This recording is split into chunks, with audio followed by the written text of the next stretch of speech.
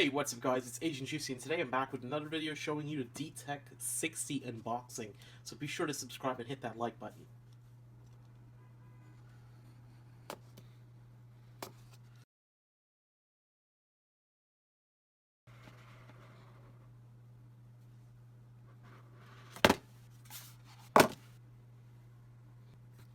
This is kind of weighty. It's heavier than the DTEK50, but it has a significant sort of weight to it. Damn.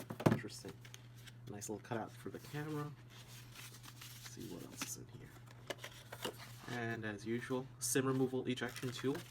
Some paperwork, which just tells us what's in the device and what all the buttons are. And we'll talk about that later.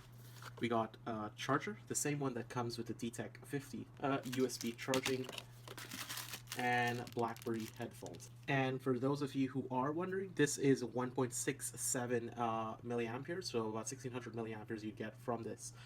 BlackBerry did include with their device rapid charger. So let's get this all peeled off. So we start off with the back, we'll peel this off. Oh, that's it. Oh, that's not that big. Wow, look at that glass. It's all glass, eh? And it has like this gray metallic with like speckled inside of it. So it's glass, and below it has like a gray metallic speckled glass material in it. I don't know what it is. The BlackBerry logos looks really sleek. This device looks very low profile and very sleek and stealthy. The home button is it's very flat. There is a ring around it, but it's kind of flat, you know, like you could easily, okay, we'll see. And the front looks exactly like the DTEK50.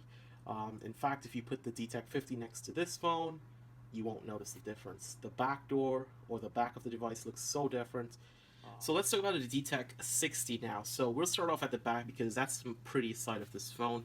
So we got a 21 megapixel camera at f2.0, so you're going to get really good low light photos, and you're also going to get a pretty nice bokeh when you take the photos. You get dual LED flash, a touch or a home button. Obviously all of these will be reviewed, so be sure to subscribe. The back door is a glass. It's very slippery and sleek. It's glass.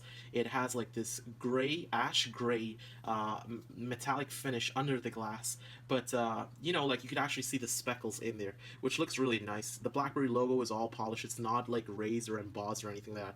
The entire back of the device is smooth. Heck, even the fingerprint scanner feels very smooth. The only thing you could feel on this is that camera hump, and we'll check out that. So it does lay flat on the table. Well, you do get a bit of rocking on the corners, but below you're fine. On the left hand side of the device we have the power button, and below it we have that micro SD and SIM card slot. This uses a nano SIM, and also it goes up to 256 gigabytes of SD card storage. They will probably update it to support 2 terabytes, but realistically that isn't on the market, and I highly doubt anyone's has the money to buy a 2 terabyte card. At the base, as you can see, the antenna bands are very, very low profile. I'll talk about the design shortly. It's all into the frame of the device, which honestly looks amazing. You got the microphone and also USB Type-C. What that means is you get this cable, you know, the USB Type-C, which is reversible. You know, like it could go in any direction, so you could stick it. It doesn't matter which direction you shove it in. It goes in like this, or you could flip it and shove it in like this as well, and it doesn't matter. What's really nice about this USB Type-C is that BlackBerry included the 2.1 or just the USB 2.0 cord as well, because most people have this, and most people, you know, their computers don't support this as yet. So it was really nice that they included this, and thank you for including that, BlackBerry. On the right hand side we have that convenience key, same key that we saw on the DTEK50, and above that we have the volume rocker, which actually feels a little bit improved. This one feels more clicky. You hear that click? It feels clicky. The other one felt a little more expensive and premium. This one just feels clicky, and it's very small. Maybe it's just my hand.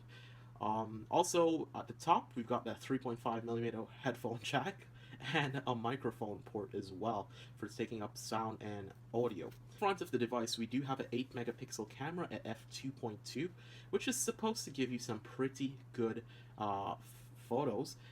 Right next to it, I'm not sure if they copied the exact format, but this might be a LED notification or a front facing flash, because the reason I say that, on the Idol 4S there is a front-facing flash on the phone. And a really cool thing that BlackBerry probably didn't tell you guys is the front-facing speakers on this phone is very, very high quality, and it's called hi-fi audio.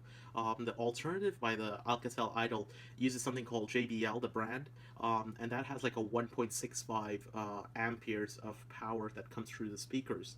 I'd like to believe BlackBerry did not pay for the license to use JBL when they're marketing for their devices, but what I'd like to believe is that these are the same exact speakers, and it only makes sense for BlackBerry just to purchase all the parts in one, and it'll cost them a lot cheaper in terms of keeping the price down, especially if you're buying it from Alcatel Idol. The front display on the Dtek60 is actually a 2.5K resolution, or 2550 by 1440.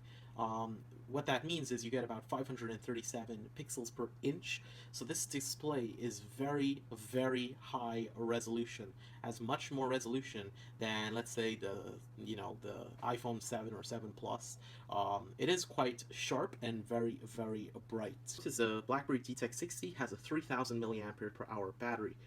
What that means is it's a huge battery. It should last you the entire day, but also this phone does support Snapdragon's quick charging 3.0 technology. What that means is you're able to charge this phone to 83%, from 0 to 83% in 30 minutes. At the back, some other things that you need to know about this phone is the back camera shoots 4K video. So honestly, this phone is a premium, high-spec'd out device. In terms of the internal specs, what we're looking at is a Snapdragon 820 processor, one of the newest chips. The 821 just came out, and it's now rolling out in new devices, but the 820 has been the mainstream phone chipset for 2016. I mean, all high-end phones are using them, including the Samsung Galaxy Note 7, and I know that has its own issue, but whatever. Also as well, this has 4 gigabytes of RAM. That's insane. That's insane. And the price tag on this is $499 US, or about $700 Canadian. Honestly, this is a really good phone.